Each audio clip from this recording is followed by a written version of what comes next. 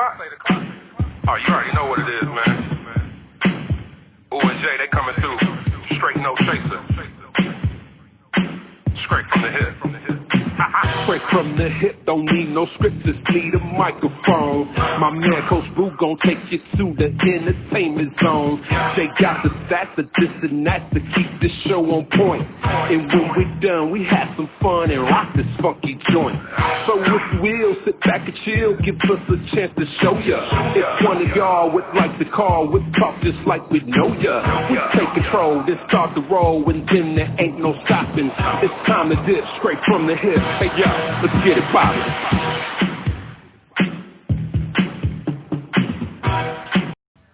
All right, folks, welcome to Straight from the Hip. It is Monday. Oh, it's August 31st, year of our Lord, 2020. Got my, this is a special day for me because I got both a nephew and a niece that were born on this day, so it's their birthday. My nephew, KC, and my niece, Cameron. It's their birthday today. So happy birthday, Cammy, and happy birthday, KC. KC stopped smoking. I saw him on Instagram last night in a club somewhere smoking, and so he laughed when I put that on his page today and told him to stop smoking. Then Travis said, "Let me get Travis." Travis, what's going on, Travis? Yeah, everyone can hear you, so you're good to go. Well, good. Everybody can hear you too now. I hope you can hear yourself. I can hear me. Travis, what's going on? Talk to me. How you been? Oh, been doing well. Got a lot of stuff to talk about before this Labor Day weekend coming up, and had a few fantasy football drafts, so that was entertaining. Yeah, nobody cares about fantasy football, so you on the wrong show talking about some doggone fantasy football. Fantasy football has you thinking Lamar Jackson the number one quarterback in the league. I know. I didn't take him, though, in fantasy football. I took Patrick Mahomes in 2 leagues. Well, who wouldn't? I mean, that's reality. That's reality football. That ain't fantasy football. That's reality football. Exactly. So where's Jay? Is Jay going to make it? Jay, you going to call in? I hope Jay's out there somewhere he can call in. I can get him on here, too.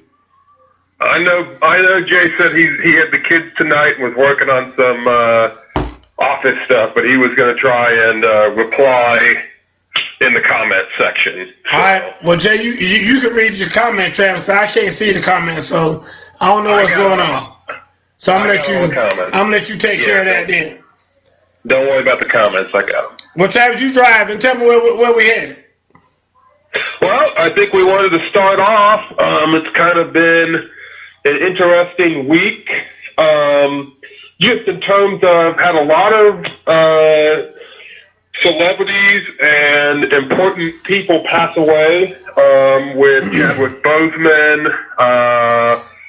Most people know him with Black Panther or 42 from the Jackie Robinson movie. Yep.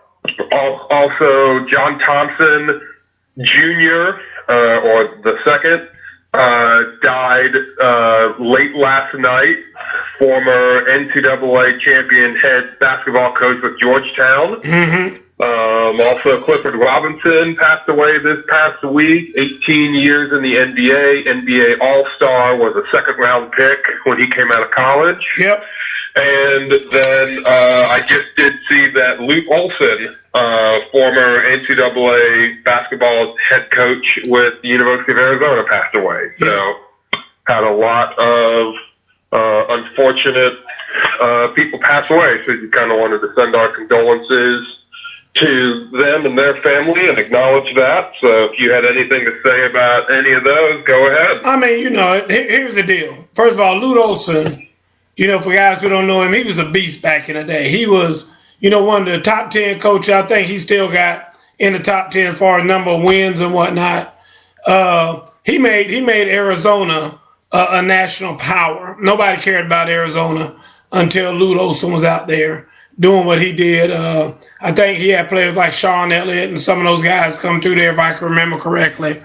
I'm not a big college basketball fan, but like I said, enough to know that Luke Olson was a beast. Clifford Robinson, I can't really say that much about him. Didn't really follow his career that much. Chadwick Boseman, the man was, he was a great actor. And now to find out what he was enduring, a lot of the time he was doing the things that he was doing, he's become a phenomenal actor because nobody even knew that he was suffering, from cancer and whatnot. So that's all kind of crazy. But when all that being said, when you talk about John Thompson, yeah, my heart aches when I heard about John Thompson dying. You talking about somebody who grew up in that era when Georgetown was Georgetown.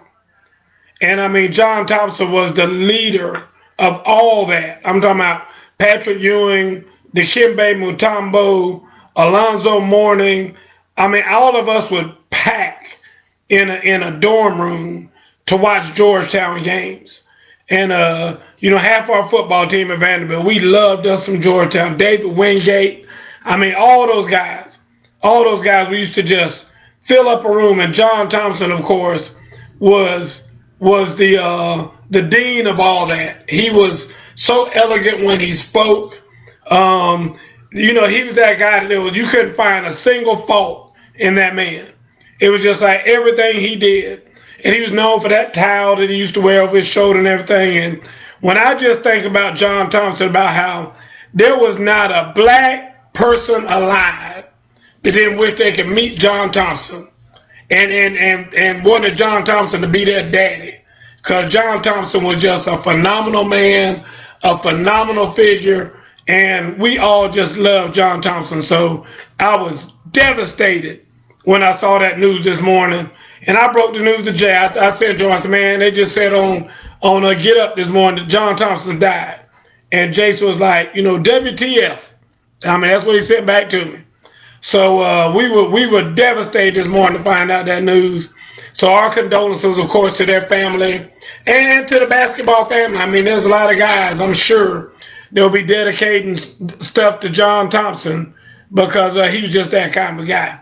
So anyway, don't get me wrong, hats off to everybody. It's a crazy year. We're losing some phenomenal people, some phenomenal men. We lost in this, this last week. And so hats off to all those folks.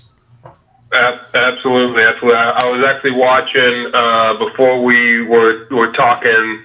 You and I, Coach, for the show. I was watching Inside the NBA while they were previewing the Bucks and Heat game, which we'll get to. But one thing they did right off the bat, they acknowledged that he had passed away. John Thompson had passed away, and all four of them, Barkley, Shaq, Ernie, and Kenny, all had a white towel and put it on their shoulder for the show. I thought that was a good tribute, and anyone that ever saw John Thompson or watched Georgetown basketball when he was the coach, always saw him have a white towel on his shoulder. That was always his trademark. So yeah, that was really cool. So, yeah, that is really cool. One real quick before we change to the next topic. I didn't realize when I had heard the news about Chadwick Boseman late Friday night is when I had heard about it, that he was from semi-close to here in Anderson, South Carolina.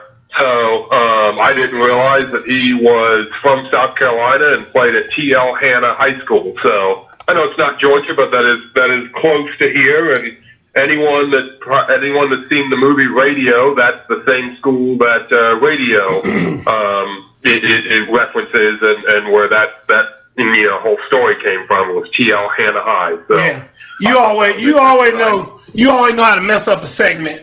You always want to try to say something about South Carolina. Everybody knows you like University of South Carolina. Everybody knows that's your school. And here you go, shameless plug. Shameless. We talking about these men dying, and everybody's got a real sentimental thing going on, and you find a way to plug for South Carolina. That's shameless. Shameless, Travis.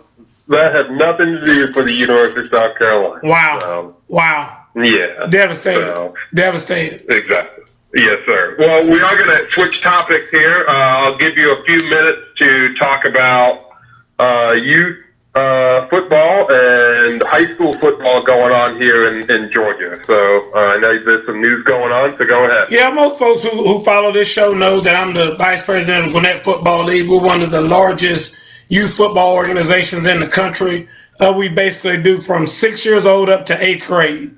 And we started this past weekend. So hats off to all of those volunteers, all of those coaches and cheerleading coaches and referees and all kind of folks out there that make this thing happen. And folks, we're talking about, a lot of kids. I mean, we've got about, I don't know how many kids we got this year, but it's always a lot. And I mean, we got some cheerleading squads out there that are 50-something girls out there cheering out there in the rain and everything that we endured this past weekend. So, if you live in Gwinnett County or you live in the surrounding area, feel free to, go to, I think it's GFL Sports is the website.com and, get in there and find a game and go out there and support these young kids. A lot of kids that are playing in pro football now. Bradley Roby, Cameron Hayward, Kevin Minner, CJ Uzama. I could go on and on. There's about, I think they said 23, 26, something like that. Guys who used to be in the GFL that are now playing pro football. So by all means, go out there and see these guys if you can right now. Barrett Carter, a kid who's ranked number 1 or number 2 in the nation at linebacker, who's headed to Clemson. He's former GFL kid. So like I said, it's a bunch of guys that you would know. Robert Kimdichie, who was playing pro football here I don't know if he's still playing or not now. But just a lot of guys you could go through and name that are out there still playing. So anyway, just glad to know that the GFL is back and running. And this week, as far as high school football, the Corky Kell Classic will be on tap this week. Starts on Wednesday. There won't be any games in the Dome for people who are used to seeing that. We won't have that this year, but we do have games that begin on Wednesday and go all the way through Saturday. Just real quick, a rundown of the games. You have Carver, Atlanta at Cherokee, 5:30 p.m. on Wednesday, September 2nd. Mays at West Forsyth, which is at 8:30 p.m. on that same day. On Thursday, you have Brookwood versus Decula at Decula. So those are two Gwinnett teams going at each other there on September 3rd, followed by McEachern at North Gwinnett. Everybody who follows this show knows that I coach at North Gwinnett, and I don't talk about games on the air between us and anybody. On Friday, you have Kell at Walton. That's going to be over in Cobb County, and that's at 5:30 p.m. And at 8:30 p.m., you have Parkview at Mill Creek. Again, two Gwinnett County teams, non-region teams going at each other. So I think those are two top 10 teams right there, Parkview and Mill Creek. So that should be a gully whopper right there. And then on Saturday, to close it out, you have Carrollton at Collins Hill, which will be a very interesting game. One of my best friends, Fronte Fountain, is over there. So I'll probably make my way over there to see that game in between my GFL duties. You got Lowndes County at Archer. And, I'm an old Lowndes County guy, of course, from Lowndes County. So I might have to sneak over there and take a peek at that. And finishing off the night will be Denmark at GAC, Greater Atlanta Christian, which Greater Atlanta Christian is another Gwinnett County school. And Denmark, that will be a very interesting matchup. I'd be interested in seeing what happens there. So anyway, that's your lineup for the Corky Kell. It's going to supposedly all be on TV somewhere, somehow. I don't know how they're going to do it, but that's what we've been told, and so that's what I'm going to stick to. So that's it for high school football this coming week. Get out to one of these games and support somebody. Israel Soto, who's always on this show, his son, Edwin Mangual, is a very high-ranked cornerback. Last year, he was a second-team All-County, and he plays over at Archer. So get out and support some of these young men. Miss Peavy's son ain't going to be out there because they're not playing in the Corky Kell. They're over at Greater Atlanta, not Greater Atlanta, I'm sorry. They're at Hebron Christian Academy. And so anyway, go out there and support them too. But anyway, Travis, that's all I got. What else we got? Okay. Well, next, wanted to talk about, and you mentioned it just a little bit, just if you wanted to speak on how is it that, some of these youth games are able to play, but the Big Ten and the Pac-12 can't? Well, I just think that's an interesting question. I mean, I'm just thinking that if I am, any of these big wigs in the Big Ten, and I'm sitting back watching, I've been watching Alabama football on the weekends for the last 2 weekends. They're going at it over in Alabama. And don't get me wrong, I know if you're in the Pac-12, I'm going to give you a little bit of a break. And that's something that I don't normally do. But I'm going to give you a little bit of a break because they say that, because you're so much more populated out there, your situation with Corona is a little bit different from what everybody else has going on. So I'm going to give you a pass. But what about Iowa? And so Iowa never put any restrictions on anybody. While we were, banned to the house and couldn't go out and do social distancing and all that, they said Iowa never did anything.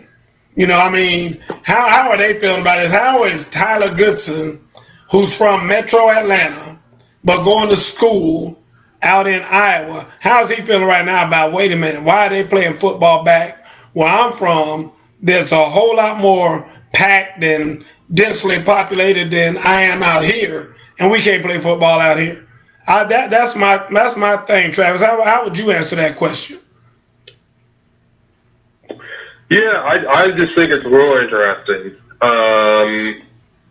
And of course, money isn't, no one can say that money's a factor because, high school's definitely not going to be making the same amount of money as what the Pac-12 and the Big Ten are would be getting. I honestly think it was just the Big Ten and the Pac-12, and we talked about it right when they did it a few weeks ago. I think they just pulled the trigger too early. And I think they're afraid to go back on what they said, that they aren't going to have a season. So I think that's what it is, and I think the commissioners and the ADs of those schools and conferences just don't want to kind of look ridiculous and stupid for not, basically changing their mind from public pressure. So they already look ridiculous and stupid. That's number one. So let's just cut to the chase with that. And then they really look ridiculous and stupid saying that they're planning on a start date now or considering a start date of Thanksgiving. What the hell are you going to do at Thanksgiving, starting the season at Thanksgiving? Everybody else is about ending the season, and now you just going to start up at Thanksgiving? What is the strategic date of Thanksgiving? What is that going to do? Can anybody tell me that? How is starting at Thanksgiving going to help anything? What is that going to do for anybody? Yeah, I don't know. I think that's just ridiculous. I don't get it. And say you're going to start in the spring. Say, hey, you know what? We're going to wait till everybody else that's playing gets done.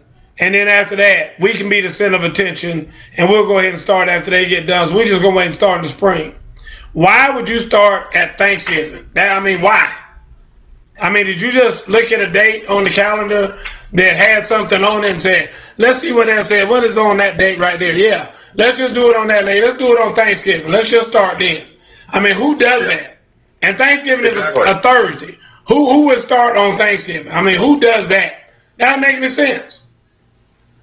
No, not at all. Doesn't make any sense, especially for the Big Ten with the weather situation where it's going to be like in, end of November, they play into December or January. That's just going to be a nightmare. Amen.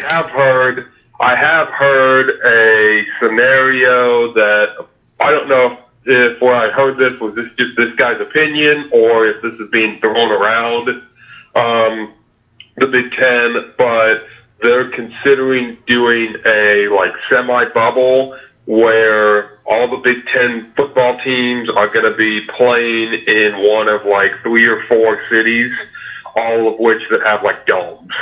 So they could play in St. Louis at the old Rams Dome. They could play in Detroit at Ford Field. They could play in, I think one of them was like Syracuse or something like that. And then there was another one, Indianapolis, where the Colts play. Okay. So they'd be playing in the Dome, where at least they wouldn't have to deal with the weather and the elements. But I think that would just be a big headache. Whatever. At this point, you just got to throw your hands up. And like I said, everybody will forever. And I think there's still some folks out there trying to sign petitions and all that to hurry up and get them to start playing. But I don't know how they could do that, 'cause I don't think they've even been practicing. So right. It's just a train wreck. But such is the Big Ten. And what's so funny is I know I'm not the average man. We all know that. But have I not talked about this, Travis, for all the years we've been on this show, about how soft the Big Ten and the Pac-12? I mean, why does it just have to happen to be the same two conferences that I've always picked on and talked about? And then, don't get me wrong, Big 12, they're not too far behind them. Jerry Vadner's Texas and all that other mess down there. But I've always talked about how soft the Big Ten and Pac-12 are. Ever since this show started. And now it just so happens to be those are the two not playing, everybody else planning on playing. So anyway, right. I'm done. I'm done with that. Okay. Well, we'll head into the NBA next. Before we get to some of the games and kind of predictions, we'll talk about kind of what the NBA did. They made a big statement this past week where they canceled 2 straight games or 2 straight days worth of games on Wednesday and Thursday. Mm-hmm. Real quick, for anyone that doesn't know, not only did the NBA do this, but the WNBA did this as well for 2 days. MLS canceled games all day on Wednesday, and I know there were some baseball games, but I know the NBA got the most attention. I just wanted to let everyone know, if they didn't know, that some of these other leagues had done the same due to protest of the Jacob Blake shooting in outside of in Wisconsin. Sorry, in Wisconsin. So my question is, are we surprised that they ended up playing, basically playing and finishing out this season? Because I know there were talks about them just leaving the bubble and just saying we're not going to play anymore. Are you surprised that they didn't do that? No, I'm not surprised they didn't do that. I'm glad they didn't do that, because like that, it at the end of the day, they're the only thing on TV right now worth watching. So anybody watching Major League Baseball, everybody knows that. I mean, they got 15 people watching every day or something like that. But as far as the NBA right now, I mean, they got me back. I like watching it the way it is right now, without all the fans and all that. I think that the game is a whole lot more pure and everything else. So I'm really enjoying watching some of the games now. So I am glad they started, because now they can remain the center of attention and continue to talk about it. I mean, after every interview, after the games are over, when they talk to the hero, they always bring up the whole social justice and peace. And like what's going on with the equality stuff and all that. I mean, everybody is talking about it. Everybody is concerned, and they're continuing to bring attention to it. And if they weren't playing, they wouldn't be able to do that. So I'm glad to see that. I think that if you really listen and watch what happened, and you understand the anatomy of the boycott, I mean, it's crazy what really happened, because the Milwaukee Bucks were basically looking to forfeit that game. I mean, they didn't talk to any other team. They didn't even tell Orlando. It's not like they said, hey, we're going to forfeit and let y'all have that game. They were just going to walk out on the court, and then before the game started, just walk off and be like, hey, we're boycotting, forfeiting the game. Y'all can have it. I mean, that's crazy. And, Bron got his feelings hurt because nobody consulted him or talked to him, so he's all mad about that and everything else. But at the end of the day, that's pretty big for, hats off to the guys in Milwaukee. I mean, I don't like them for anything else, but hats off to them for being, I mean, that's pretty deep right there. to have that buy-in from your entire organization, I mean, that's huge. So then, of course, after that, they, said, hey, let's all get together and we're all going to sit out and do this. And it turned into what it turned into. But to know how it all really began, I mean, you'll be seeing a movie about that one day. That'll be in somebody's history book somewhere, I believe. Mm-hmm. I agree. I think it was a monumentous moment, something that we've never seen before ever in the history of sports. And I know, like I said, we're talking about basketball, but for it to happen in multiple sports on the same day, it was a monumentous moment and occasion of what happened. So hats off to them for deciding that they would do that, and for the league to not really punish them. They kind of let them do their own thing and said, we will support you guys in this. And they moved games and series around to allow this to happen. And it got, of course, plenty of national attention and media. And, the players are happy that they were able to do that. And now we can, continue with the playoffs, which I think needed to happen. Because if the NBA just would have completely shut down altogether, I think that might have been a really bad look for the average fan.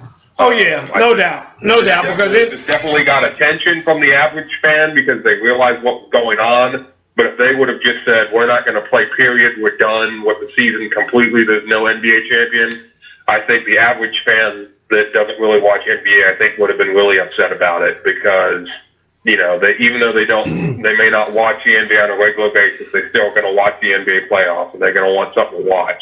Well, people like me who pay attention will tell you that baseball has never been the same since they did those strikes and boycotts and all that way back when. A lot of people gave up on baseball back then. So, if basketball were to do the same thing, even some of the hardcore people who like basketball, I mean, there's a lot of hardcore football guys who haven't watched football since Colin Kaepernick first came out and did his kneeling. They said, man, I'm done with football, man. I'm done. And it's true. And I mean, so there are some hardcore fans out there who would surprise you, who'd be like, you know what? After that boycott last year and they shut down and didn't even have a champion, whatever, I'm done. I'm done with them. And it's just some guys like that. So they would have surely lost some market share if they had made that decision. And like I said, I'm somebody who's happy that they didn't do that and that they're still out there playing. Absolutely. I agree. Well, we are going to just run down real quickly and get some predictions on these matchups going on. So in the East, we have the semifinals for the East are set. So we have the Bucks and the Heat. Game one is actually going on right now as we speak. So give me your prediction on who you see coming out of that. I'm taking the Heat. I hadn't seen enough out of the Bucks. I mean, the Bucks got big man Antetokounmpo and all that. They got him, but outside of that, I'm not feeling really anybody else. So okay. And I think that he can be neutralized now that he's playing some good basketball. They playing a lot of team basketball. And Jimmy Butler, we talked about him. I tell you how much I like him. Jimmy Butler is a man's man. I mean, he's just that guy. And he's that dude, and I'm gonna ride Jimmy Butler. I think Jimmy Butler gonna do. The Butler did it. I'm predicting the headline right now when they win. The Butler did it. That's what it'll say. They'll be talking about me. I know. Okay. No, not you. It won't be you. Damn sure won't be you. Yeah, exactly. Well, I'm gonna take the Bucks. I said it a few weeks ago on the show. I like to take the team that has the best player, and Giannis is the best player when it's an even series. I'll take the team with the best player, so I will go with the Bucks. But I do think it'll be close. I think the Heat do match up well with them, but I think the Bucks will just find a way to win it in 6 or 7 games. But I will take the Bucks. The Bucks don't shoot well enough. But anyway, go ahead. Boston versus Toronto. Now, Boston already won game 1 yesterday over Toronto. They beat them pretty handily. So I was already going to take Boston. I like their team a whole lot better than Toronto, but I think this just, reiterated the point for me that Boston's going to win this. And I don't think it'll be a sweep, but I could see it being 5 games. Is Toronto healthy?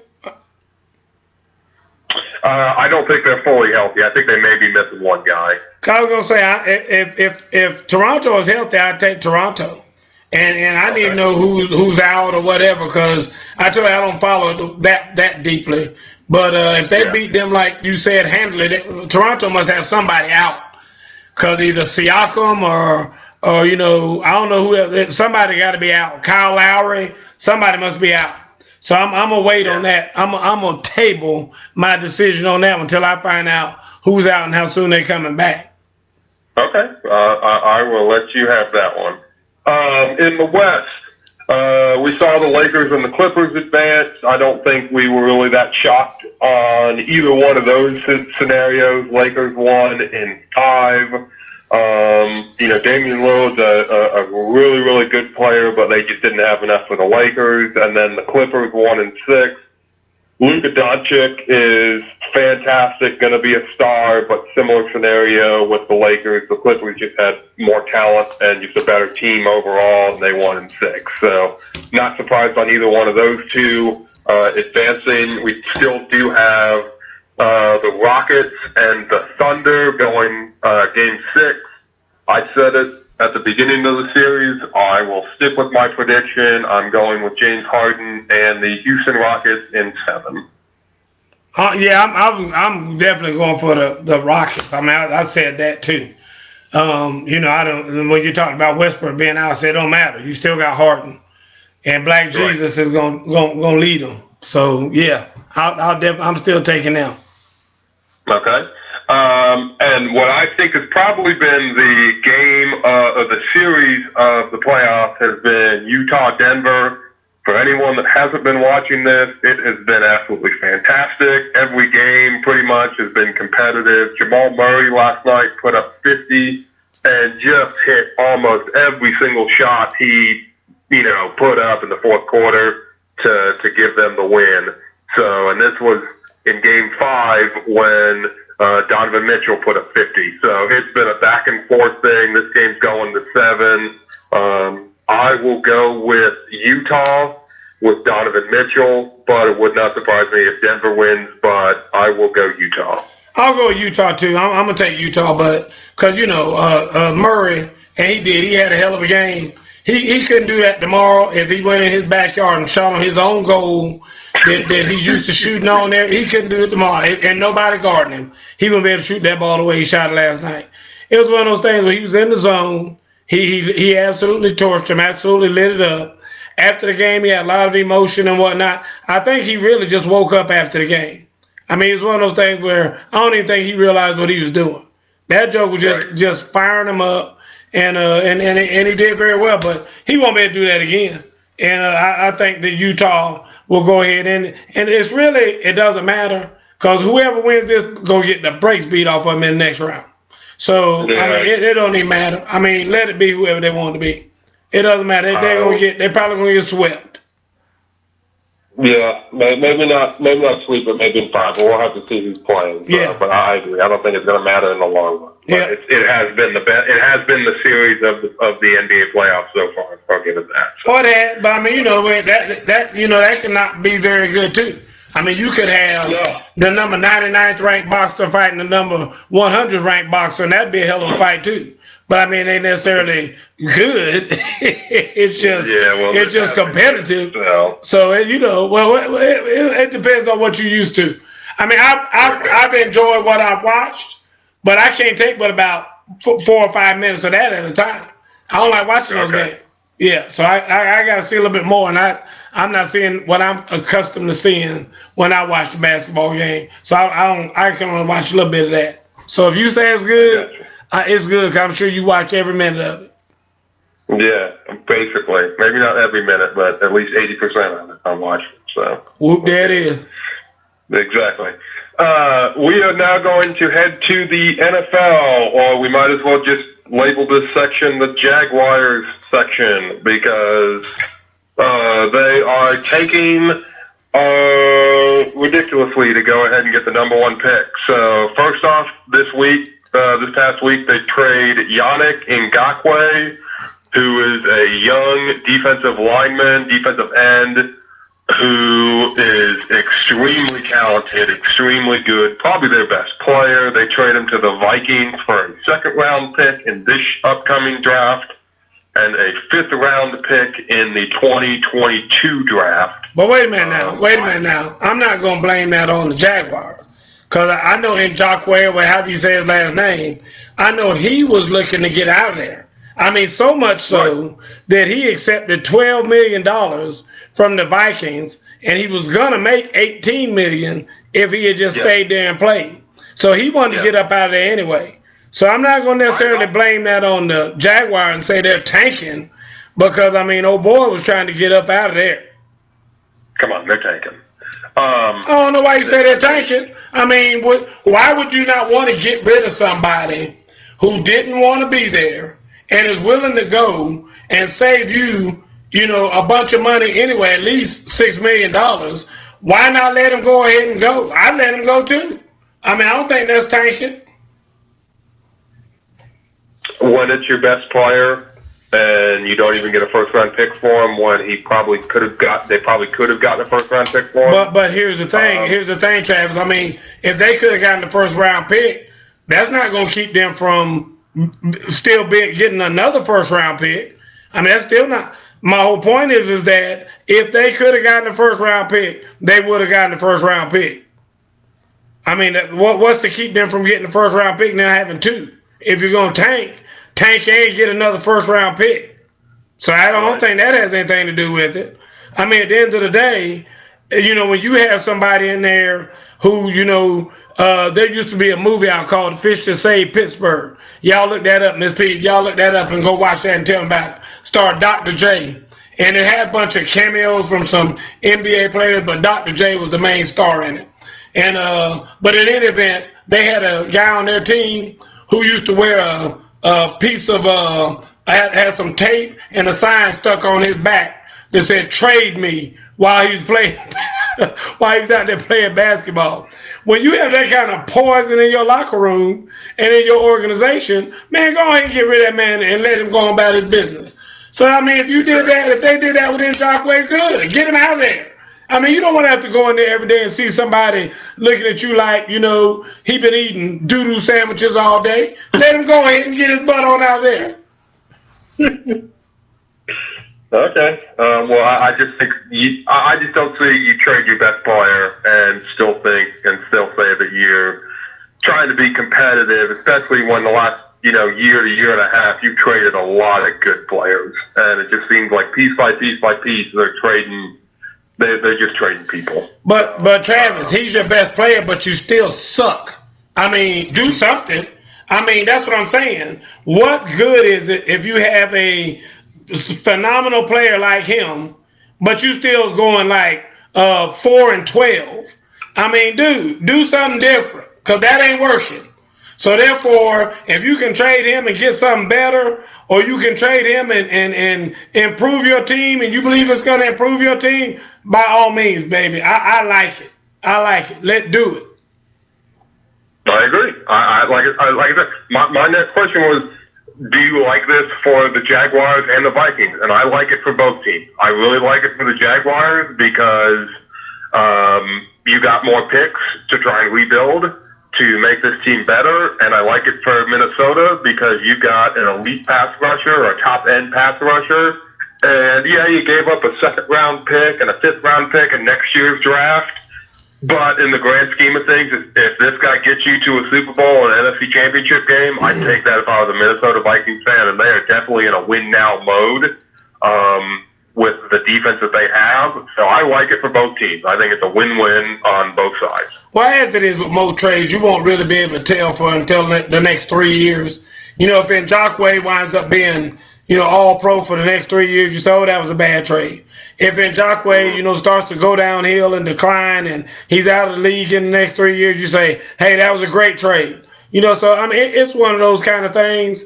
But, at the end of the day, I don't know about Minnesota. I know I'm happy for Jacksonville. Just get him out. When you have somebody like that who is that forward, who just like the boy that just left, Jamal, what's his name, just left the Jets. Man, that joke's around there begging, telling you where he wants to go, naming his places. I mean, calling the organizations and telling them he wants to be there.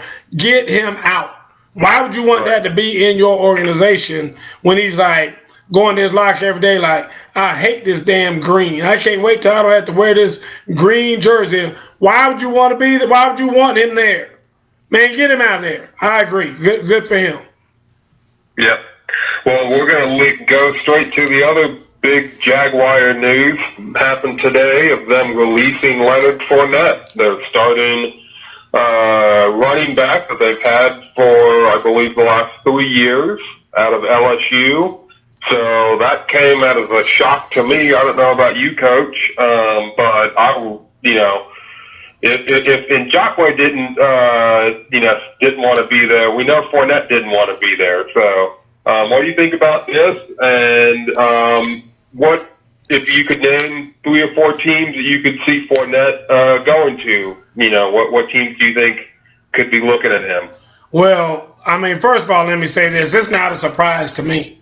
I don't think Leonard Fournette had really lived up to his billings anyway since he's been down there. I think he was a flash in the pan as a rookie. I think he had a great year as a rookie. But then after that, it seems like it's just been downhill. I don't think that, in years 2 and 3 of him being down there, he's lived up to his billing. I think that he found it very difficult for his running style, which is a very punishing running style that he had in college. I think he found that to be a little bit hard to do in the NFL.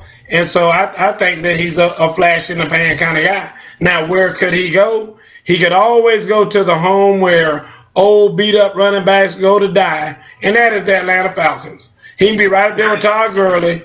Him and Gurley could be sharing reps, splitting reps back there. They'll take him. Or, who knows? But here's the thing. I hope, and I really hope for Fournette's sake, that he can find a team that can revive his career. That can find a way to refurbish him and get him back and teach him and whatever, so that he can be a force in the league like everybody thought he was going to be. I don't wish ill will on anybody, but like I said, I'm hopeful that can happen, because I don't want him to go to somewhere like Cincinnati or Cleveland or somewhere like that where he just gonna die miserably as far as the NFL is concerned. Right. Well, I think there are a few teams that kind of make sense, or at least I could see them maybe happening. One of them is Cincinnati, and before you start hating, Joe Mixon, of course, is there, but he's been dealing with injuries the last few years, and he's already dealing with injuries in preseason right now. Where they're not sure if he's even going to be ready for week 1. Yeah. So I could see that if they want to bring in another young running back. I don't think they will. Yeah. But I think that is an option. When you've been getting your ass pounded as long as he has in Cincinnati with that sorry ass offensive line they got, I'm sure he is beat up. Yeah, I'm sure. I think New England makes a lot of sense. I think him and with Cam Newton back there, I think that could be a really good running tandem. That if they want to kind of run the QB keep, dive pull, they're probably going to work. That's called the Baltimore. That's called the Baltimore offense. Yeah, the Baltimore offense. Yeah. I also think Chicago would make a lot of sense, because I know they got David Montgomery, but he's been dealing with injuries a lot. And if you're not, again, 2 young running backs, I think Fournette is better than David Montgomery. Figure out who your quarterback is first. Then worry about the running back. Just tell me who the quarterback's going to be. Right now it's Nick Foles. I know, but that's what I'm saying. Well, you got Foles. You still got Trubisky around there. So, like I said, work through that first, and then tell me about how you're going to put another piece in there. Because right now, I don't know how Fournette would fit in with either one of them. Okay. No, I just think if a team wants to get better and just upgrade their running back, I think Fournette would be an upgrade for all those teams. And this is going to lead us straight to the name game. So, first up on the board, and I've already kind of given my answer. I have Joe Mixon down. I would take Leonard Fournette over Joe Mixon. Man, that you know what? I don't think I would. I mean, Mixon, I'm not even a Cincinnati fan at all. But Mixon has shown a lot of he's shown a lot of backbone to me for being able to do what he's been able to do in that sad organization. And Mixon, no man, if you look at all these rankings out there too, that these people have, Mixon's up in there. I mean, they got Mixon over a lot of people, like in the top 10. So no, man, give me Mixon, man. I ain't going for that. No, give me Mixon. Okay, Le'Veon Bell. Man, come on, Travis. You know good damn well Le'Veon Bell is one of the best running backs in the league. And I don't care what anybody says. I ain't gonna let 1 year that he had last year, after he sat out a year, take that away from him. No, I'm gonna give that man his props. Le'Veon by far. I would take Le'Veon too, but I think this is a make or break year for Le'Veon Bell because he did have a down year last year. I know he's playing with the Jets, but and then him coming off a year that he didn't play, so he could be getting up there in age, but I think I would still take him. We just mentioned him again, Todd Gurley. No, man, you know what? I still take Gurley. I think Gurley has one last year in him. Just like they all do when they come to the Falcons. And I don't know if he'll be a 1,000-yard rusher. He might be 750, between 750 and 1,000. I don't think he can be a 1,000-yard rusher, but I still think he got enough in the tank to be able to show some of those bursts and everything. I'm just not sure Fournette's ready. I don't know if it's because he suffered a lot of injuries while he was down there. Give me Gurley. Okay, I think I would take Fournette. But the one advantage I do like with Gurley over Fournette is his receiving ability out of the backfield that Gurley has over Fournette. But Gurley scares me with the injuries that he's been dealing with. Oh, of course he does. Of course he's scary anybody, but the Falcons. Yeah. Exactly. That's why they took him. And last one, Sony Michel. Oh, hell no. Give me Sony. Dude, Sony Michel is one of the best young backs out there right now, I'm telling you. Like I said, that combination, he's got that McCaffrey kind of a thing where, he can catch, he can run, he can throw, he can get back there and be a Wildcat quarterback. No, man, give me Sony by far. Okay. I actually think that this one's really close. I would probably give. I'm serious. I really like Fournette as a running back. I really do, but Sony has really shown a lot.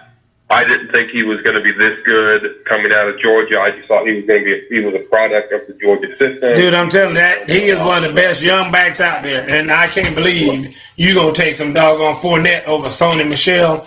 Man, I didn't say that. I thought what you just said. No, I said it's closer than I would have thought. Okay. Yeah, but I would go with Sony. Man, please. Again, you gotta go with Sony. I did not say Fournette. Thank you. Yeah, but you wanted to. No. I just let you know you were crazy as hell, then you changed your mind. I gotcha. Okay, punt it or butt it. Last segment. Punt it or butt it. The Big Ten votes 11-3.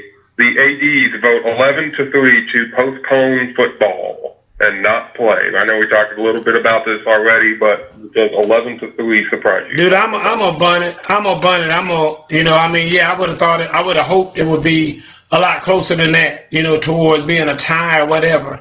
But dude, I don't know what Kool-Aid they're drinking up there. I don't know what's going on and why they feel like they can't play. And like I said, let me get a Pac-12 because they got so many people out there on the left coast. It's just so many out there. My son tell me he's out there right now. He's coming home tomorrow. He's like, dude, it's crazy out here. He can't wait to get back to Georgia. So in any event, like I said, I don't get that, but it is what it is. Okay, I will bunt it as well. Yeah, like you said, I would have thought it would have been a little closer than 11-3. I would have thought that some of these other schools would have wanted to play, but yeah. It is interesting to me. Punt it or bun it. Major League Baseball trade deadline came and went today. Yeah, bun it. Punt it. I'm sorry, punt it. Let it keep going. Punt it. I'll bun it only in the fact that it's good to see, kind of see which teams are trying to win, which teams aren't. The only bad thing with this year is there wasn't a lot of trades that went down, and there really was only one semi-marquee guy that got traded. But probably the average fan doesn't even know him. So I don't even know if I call him a marquee player, but he's a very good player, pitcher from the Cleveland Indians. But I'll bunt it just because it'll be interesting to see with this shortened season. It seems like just about every team thinks they got a chance to win the World Series. So I think coming down the stretch, we could see a lot of stuff going on in Major League Baseball. Well, good for them. Punt it or bunt it. Jamar Chase opts out this year in the NCAA, the LSU wide receiver. I mean, I'm a punt that because I don't, like I said, who cares? I will bunt this. I think this is a big deal. He's definitely a first-round pick. I've seen him go in the top 10 in some mock drafts, depending on if he would have had a really good year this year compared to other wide receivers. So this is a big loss for LSU, who, of course, lost a lot in the draft anyway. But that's what a lot of people – that's why a lot of teams might not even want him now because he's not playing. You just said if he'd have had a big year this year. Well, he might have known that was in question too and decided to just not play and just make everybody have to guess. No, he's talented. No, even if he didn't have a big year, he was going to be a first-round pick. My thing is, if he had a big year, he would have been a top 10 wide. He would have been a top 10 pick. Okay. But he's going to be a first-rounder. He's going to be a first-rounder all day. He's so talented. Okay. So he's probably better than they were last year. They were saying that he's better than Justin Jefferson, who got picked in the first round by Minnesota. But the only thing is he couldn't come out because he was a sophomore last year. Right. He would have been a top 10 pick. Okay. So he's extremely talented. Okay. And then last one, Alvin Kamara has been absent from training camp. There's concern that he's may be holding out for a contract. Punt it or bun it for the Saints. You know what? I'll punt on that one. Good for him. Either way. I mean, if he's out and he's holding out for money and whatnot, that's the thing of the day. That's what people are doing these days. I mean, if that's what he decides he wants to do, you know how I feel about that. But I'm talking about for him personally. If that's what he feels like that he's going to do, because the league has allowed that too much, and now they've made it where it's almost commonplace to do now, and everybody does it. I told you, I think that you should have an agent. You and your agent, when you go in and sit down and talk about what deal you want to make, whatever, just because 2 weeks later somebody gets a better deal because they had a better agent or came up with a better plan or whatever the case may be, I don't think you should be able to go and do this and that. But that's me. But that's the way that the game is evolving now. And so if it's where contracts don't really matter, and so now not Leonard Fournette, I'm sorry, but Alvin Kamara has decided that he wants to seek a better deal or whatever, more power to him.